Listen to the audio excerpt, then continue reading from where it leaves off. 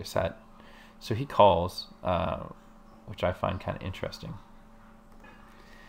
And flop comes 7, 8, Jack. So at this point, you're not check giving up, but you might want to take one shot. He does fold 100%. Let's see, to one c-bet. I'm guessing I'm about to see it.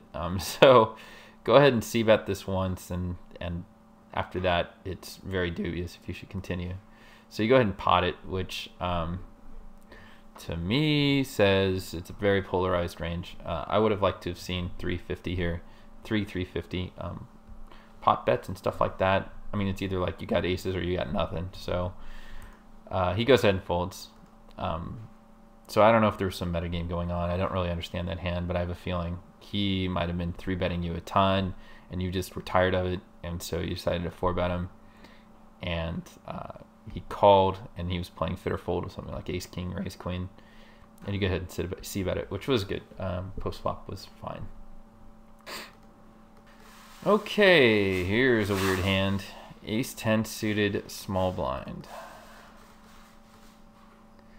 And the raise size there, since we've made 40 our kind of quote-unquote standard, you were in the small blind and there was a limper, so this is where the 60 cents would have made more sense if you were going to raise here. So you do hit top pair, and man, you just hit well. And you go ahead, and that's a good c-bet size. And he goes ahead and min-raises you, which tells me, what does that tell me from this guy? We have 67 hands. I'd probably bring up the pop-up. And unfortunately can't see it, but he is, versus the PFR, he's raising a c-bet 17% of the time. So that tells me he either hit a set or has an ace. And man, that's crazy. If it's just hard to tell whether you're ahead here, because does he do this with ace 9? I don't think so. He's a 21-0. It's a weird hand. You get and fold, which I don't mind, because my read's that he's got an ace or a set, and he's gonna have position on you, and if you raise, I just don't think he's going away. He never shows up with a flush draw here, so I agree with the fold. That's fine. All right, king 10. That's too big a raise. When you're on the button, I just do 3 times the big blind for steal attempts. And if there's short stacks, I actually just min-raise it a lot of the time. So he calls. And that's a very good c-betting flop. And that's a good c-bet size, and he goes nowhere. So, and that's a terrible turn card.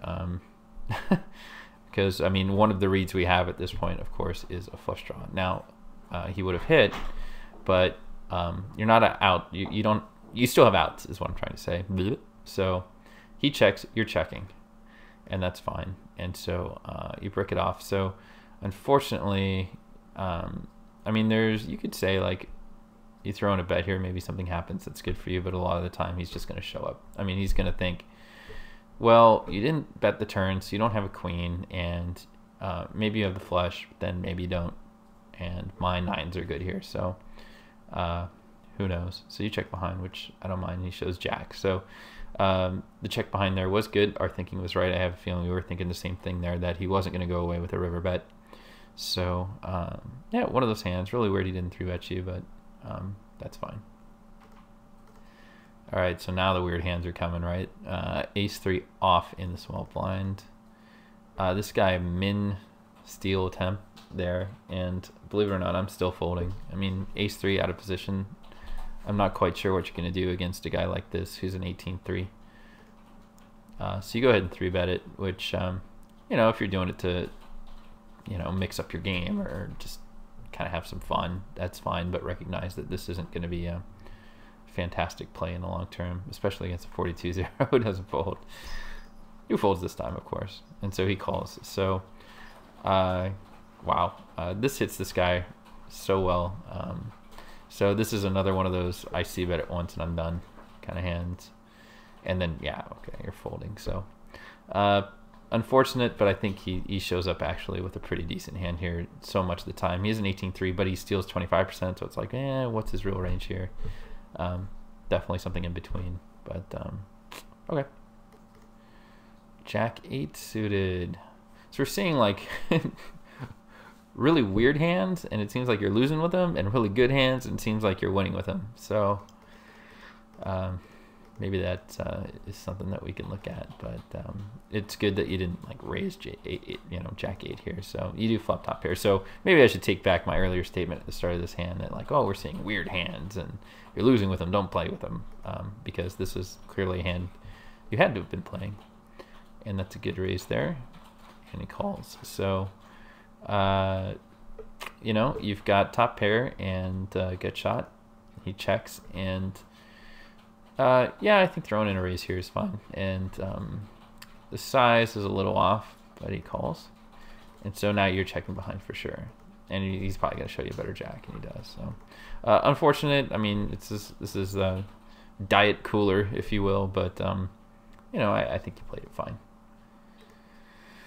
Okay, pocket fives, and you call here, which you really shouldn't be calling with pocket pairs out of the blinds. I mean, as you move up in stakes, you're not going to be paid off with sets for stacks like you will maybe at 10 no limit or 25 no limit. So maybe, you know, the rules do change a little bit at 10 no limit because players aren't as savvy to sets and reading that from tight players such as yourself.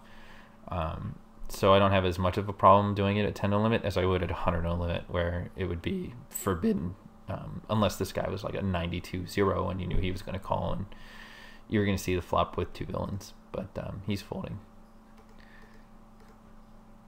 So you decide to get cheeky here and check raise on the ace high flop.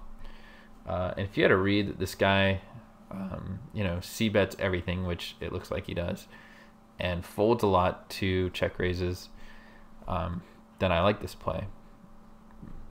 But we'll see. And so he calls. So, you know, the game is up, bud. So he checks bets and you're folding. So nice try. I don't dislike the play. I think, you know, plays like that and check raises show a lot of strength a lot of the time, and should definitely be in your repertoire. So keep experimenting, but again, look for those situations where like this guy's stealing a lot, so okay, check. This guy's got he c-bets everything, check. And does he fold to check raises? So you know, if that equation works out to your advantage, then yeah, I like that play a lot. And you represent an ace so much of the time, a lot of people fold. All right, tens, and this guy raises, and you 3-bet, which I like. And he 4-bets you. 38-31. And he's got about that much. Man, it's kind of a crappy thing because fish get great cards too, you know. The 4-bet's just so weird. And I think you might be crushed here, or you're flipping. So if you're comfortable with flipping, that's fine. But this guy's 4-bet range couldn't, you know. I'll say this: I think he should have let it go here, because even this guy shows up with a huge hand. Even if he's a fish and just being aggressive, he calls the 3-bet out of position here. But if he'd been 4-betting before, and you had a specific read, then fine, you can just get it in. But pay attention to this size, because just, you know, save yourself the step, get it all in. I mean, you don't have any fold equity, so I guess it doesn't really matter. But 2 overs, unfortunately, you have to call here, and he shows queen king, so you're flipping, and then he takes it down. So let's take a quick look at stats. Okay, so here we are in Hold'em Manager and taking a look at the stats. You sent me over 500 hands, up a full buy-in, played above EV, but don't pay attention to that. Your win rate's pretty good. VP PFR, I mean, 500 hands is in absolutely no way to make a solid read on this and judgment, but I mean, we will for the sake of the video. You know, 14-10 is pretty good, but try to make that a little tighter. I see a lot of good players playing 15-12, 14-11, 13-11, 13-10, that kind of thing. But maybe steal a little bit more. 3-bet's fine, and overall, definitely see an improved play. So great job for Mr. 2004. And this has been Sean for TightPoker.com.